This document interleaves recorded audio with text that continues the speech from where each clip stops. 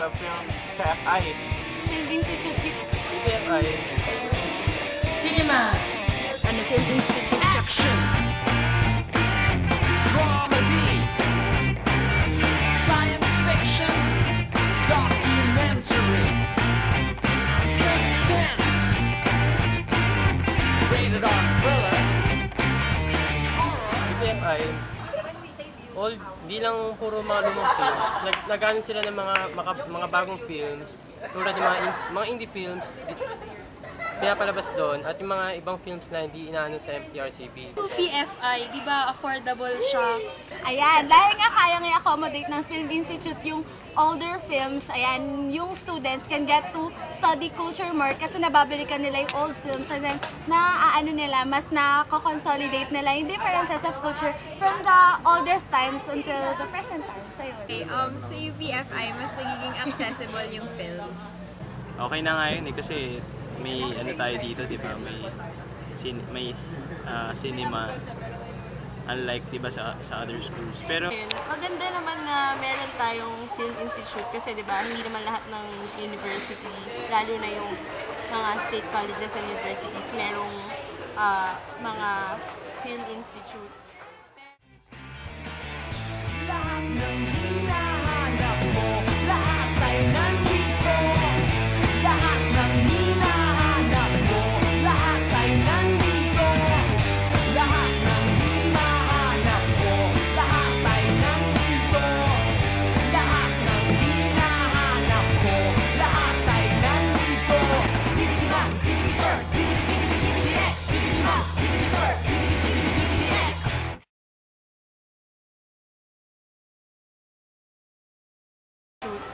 Pero kung i-compare natin sa mga cinemas na nakikita natin sa mall, hindi talaga siya ganun ka-advanced. Pero okay na rin kasi mura naman yung mga pinapanood natin sa FI. At saka nagkakaroon ng venue para sa mga films na posibleng hindi naman natin mapapanood sa ibang cinemas. Kahit na nagiging avenue ang FI sa mga films na hindi pang mainstream, feeling namin nagiging outdated siya dahil ngayon sa technology nga nagkakaroon na ng mga bagong technology like IMAX, yung 3D movies.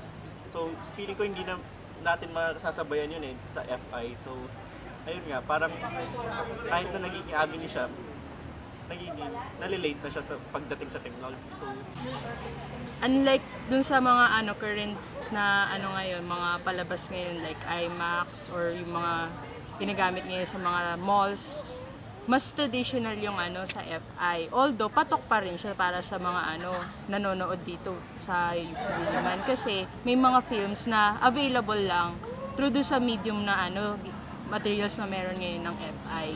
Unlike kapag nandun ka na sa mga malls, hindi na sila basta-basta mapapanood kasi madalas hindi na nila ma-accommodate yung mga lumang mga film reels for example. Ganun. technology, hindi ko alam kung may technology dun, hindi ko pa nakita yung machine. Pero in terms of viewing experience, okay naman. Kung 2,000 pwede na, syempre. So syempre, pwede pa rin siyang ma-improve. Diba? Kasi yun nga, yung technology ngayon, may mga 3D na, tapos digital, ganyan. So pwede yung improve talaga yung FI. Yun.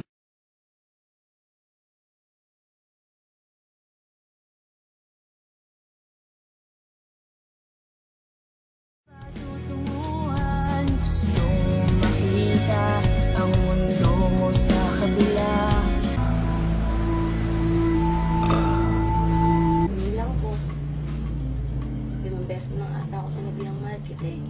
Tanggap.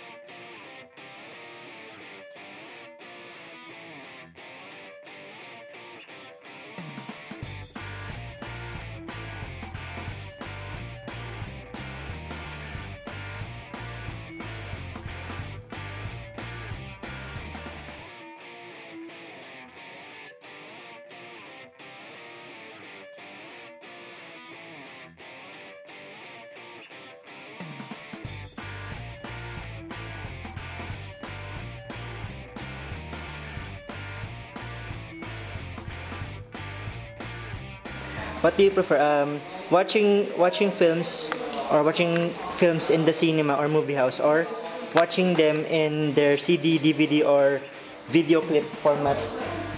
Cinema! I prefer watching movies in the cinema because actually I prefer watching movies that has a lot of CG in the cinema. Why? Kasi mas na-feel mo yung ano eh, mas nakikita mo yung computer effects pag big screen. Kasi nga mas maganda, mas ano, surround yung sound, di ba? Mas feel mo yung kwento ng movie. Kasi sa CD, napanood ko lang, syempre yung mga luma na yun, hindi ko na na-appreciate sa cinema. Okay. Wala akong time hindi napanood sa cinema. Okay. Which format do you prefer? Watching movies on the cinema or movie house, or watching them in CD or DVD format? I prefer watching the films at the cinema. I prefer the atmosphere of the big screen and the full entertainment atmosphere and being with friends Oh, okay. at the big screen. Thank you. Movie house or cinema? Why? Well, there's the ambience, the environment, the sound system. Mas okay dun. Siyempre pag sa cinema, ikaw yung una. Kasi sa CD-DVD malamang late yan lalabas. So, diba?